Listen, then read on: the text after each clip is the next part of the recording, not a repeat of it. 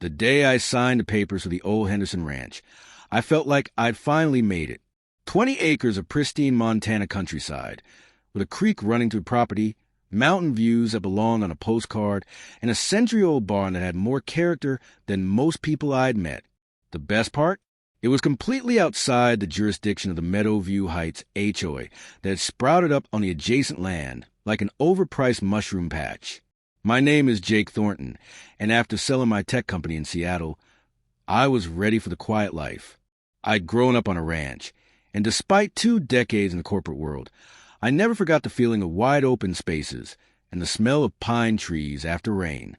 What I didn't know, what the real estate agent conveniently failed to mention, was that the Meadowview Heights HOA had been using a dirt road that cut through my new property as their primary access route to the main highway for the past 15 years. The Henderson family had apparently given them informal permission back when the development was first built, but informal permission dies with handshake deals, and the Hendersons had moved to Florida without documenting anything. The road was an easement. It wasn't in any deed. It was just there. I discovered this exactly 3 days after moving in. I was standing on my front porch at 6 in the morning, coffee in hand, watching the sun paint the mountains gold, when I heard it, the rumble of vehicles. Not one or two, but a steady stream. SUVs, sedans, a landscaping truck, even a moving van, all kicking up dust as they drove through MY property like it was a public highway. I counted 17 vehicles in 30 minutes. By day 4, I'd figured out the situation. Meadowview Heights had 2 ways to reach the main road. The long way, which added 15 minutes and required navigating a winding mountain road with switchbacks, or the short way, straight through my ranch on that old dirt road. Naturally, everyone chose the short way. That's when I met Diane Petterson. I was examining the fence line near the road, making notes about repairs I'd need to make, when a silver Lexus SUV came to a screeching halt beside me.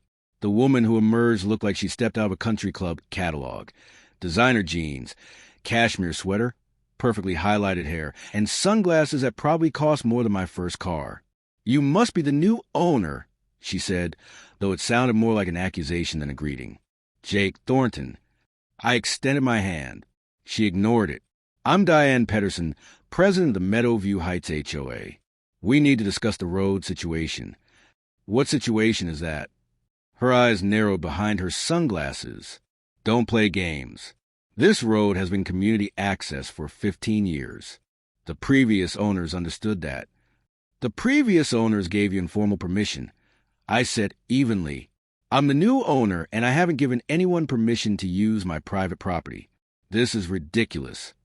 Diane pulled off her sunglasses, and I could see the entitled fury building in her eyes.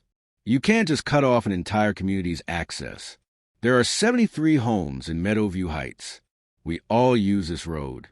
Then you should have secured a proper easement 15 years ago. This is private property, Mrs. Petterson." "It's Ms. Petterson," she snapped. "And I don't think you understand how things work around here. We have lawyers. We have resources. And we have community standards that we take very seriously." "That's great," I said, "but your community standards don't apply to my ranch. It's not part of your HOA. Never was, never will be."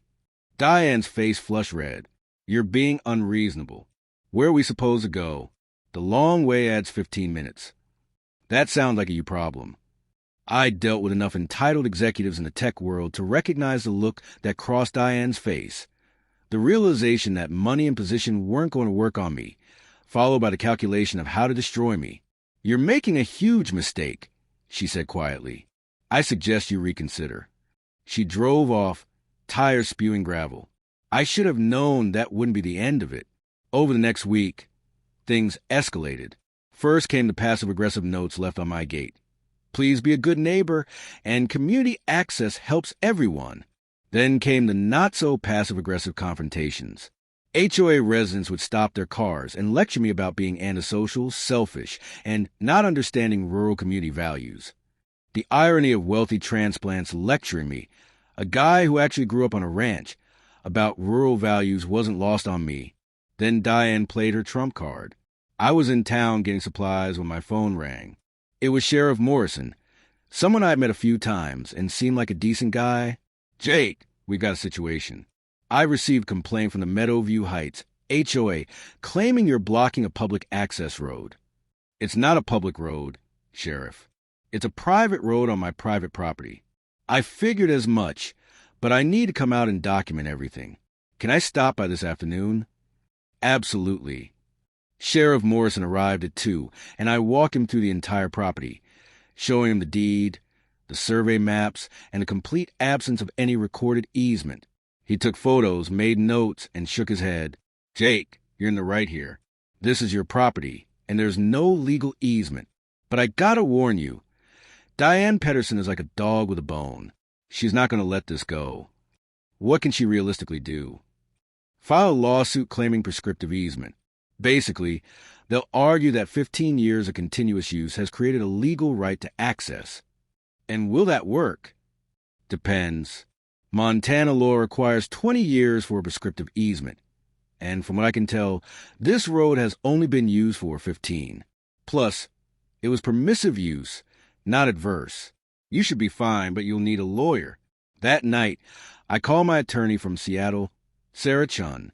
She was a shark in the courtroom and had handled all my business deals. After I explained the situation, she laughed. Let me get this straight. They used your property for 15 years without securing legal rights. And now they're mad you won't let them continue. That's the summary. Don't change anything. Don't give them an inch. I'll prepare for the lawsuit that's definitely coming. She was right. 3 days later, I was served with papers.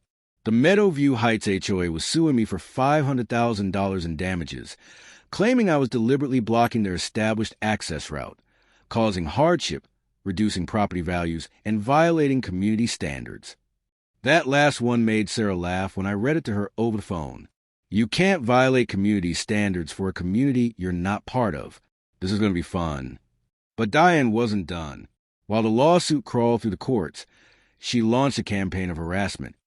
HOA residents started driving through my property anyway, despite the no trespassing signs I posted. When I put up a lock gate, someone cut the lock. When I installed a camera, someone spray painted the lens. The final straw came on a Tuesday morning. I was repairing fence posts when I heard engines, big engines. I turned to see 2 landscaping trucks driving through my property, deliberately veering off the road to tear up my grazing field. The drivers were laughing, giving me the finger as they passed. I got their license plates on camera. That afternoon, I drove into town and filed a police report for trespassing and property destruction. Then I called Sarah. I'm done playing nice. What are my options? Well, Sarah said, and I could hear the smile in her voice. You could close the road entirely. Put up a serious barrier that can't be easily removed. It's your property, and you have every right to control access. What about their lawsuit? Their lawsuit is baseless, and we both know it. But here's the thing. If you close that road, they're going to have to use the long route, which is going to cause real problems for that community. Problems that will make them very motivated to settle. Settle for what? That's up to you. But you hold all the cards here, Jake. They need that road. You don't need anything from them. I spent the next 2 days thinking about it. I'm not a vindictive person by nature, but I'm also not someone who rolls over when pushed. Diane Petterson had decided to bully me, to use her HOA's resources to try and force me into submission. She'd encouraged her residents to trespass and destroy my property. It was time to remind her that property rights actually mean something. I called a local contractor I befriended, a guy named Ray who'd helped me with some barn repairs. Ray, I need a favor. I need you to build me a cattle guard at the entrance to that disputed road. And I need a serious gate, steel 8 feet tall, with a lock that would take an angle grinder to cut through. Ray grinned. Having trouble with the HOA folks. You could say that. I'll have it done by Friday. Friday morning came, and Ray's crew showed up at dawn. By noon, they'd installed a cattle guard that would destroy the suspension of any car that tried to cross it, and a gate that looked like it belonged at a military installation. I hung a simple sign. Private property, no trespassing. Violators will be prosecuted. The reaction was immediate and explosive. By 3 p.m., Diane was at my gate, standing outside because she couldn't get through, screaming into her phone. Within an hour, a crowd of HOA residents had gathered, looking at the gate like it was a Berlin Wall. My phone rang. It was Sarah, laughing. I just got a very angry call from the HOA's attorney. They want to negotiate. Already? Apparently, nobody in that community realized how much they'd been depending on your road until they couldn't use it anymore. The long route is a nightmare, especially during evening rush hour. I'm getting reports of 45-minute commutes turning into 90 minutes. Good. So, what do you want from them? I thought about it. I thought about Diane's entitled attitude, about the trespassing, about the property damage. Then I thought about what I actually needed. I want 3 things. First, a formal written apology from the HOA board, acknowledging they had no legal right to use my property. Second, they pay for all damages to my land, including the repair of my grazing field. Third, they drop the lawsuit immediately and pay my legal fees. That's very reasonable. Actually, I expected you to ask for more. I'm not trying to destroy them, Sarah. I'm just trying to make sure they understand that bullying doesn't work on everyone. The negotiations took exactly 1 week.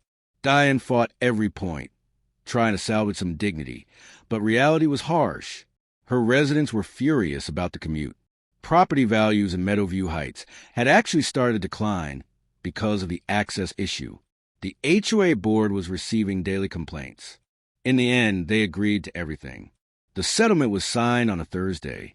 I received a formal written apology from the HOA board, a check for $15,000 covering damages and legal fees, and written confirmation that they acknowledged my property rights and would never attempt to use my land again without explicit written permission. I opened the gate the next morning. Word spread quickly, and traffic resumed through my property. But something had changed. Drivers waved now. They stayed on the road. When I was working near the fence line, people would stop and thank me for allowing access. Diane Petterson resigned as HOA president 2 months later. I heard through grapevine that the board had forced her out after her mishandling of the road situation had cost the HOA thousands of dollars and created a public relations nightmare. The new HOA president, a retired engineer named Tom, approached me about establishing a formal easement. We negotiated fair terms. The HOA would maintain the road, pay me a modest annual fee for the access rights, and sign a legally binding easement that would survive any future property transfers. Everyone got what they needed. The HOA got convenient access to the highway. I got compensation and respect for my property rights. And Diane got a lesson in humility that probably cost her more than just a title.